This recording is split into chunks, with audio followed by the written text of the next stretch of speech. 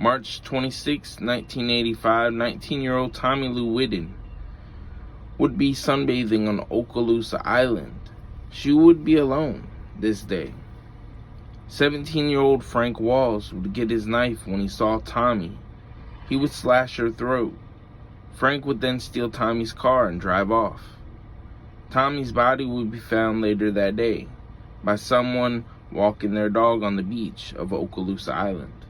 September 16, 1986, 24-year-old Cynthia Sue Condra, mother of 3 children, would be found stabbed to death 21 times, dumped in a wooded area near Lewis Turner Boulevard, located in Fort Walton Beach, Florida. Sometime between May 19th and the 20th of 1987, Frank Walls would break into a trailer that was owned by 47-year-old Audrey Gigi. Investigators theorized that Frank Walls would rape Audrey, leave the home.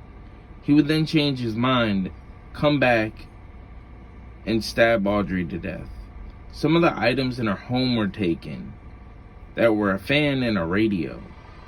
Audrey would be found later that day when she didn't show up to work at Caltech, where she worked at. A co-worker called the police and they would find her.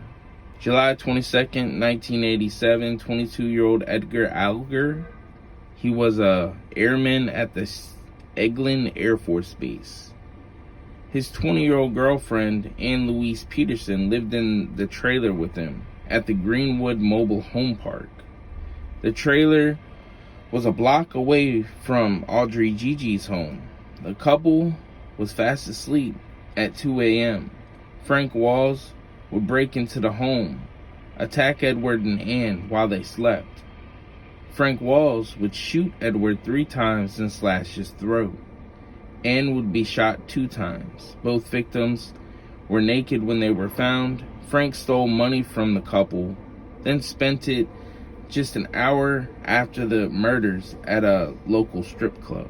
Did Frank Walls get arrested? His roommate would go to the local police station and tell the police that Frank was acting weird, and Frank told him that he liked to kill and rape people. Police would eventually arrest him on 2 murders, Edward and Ann.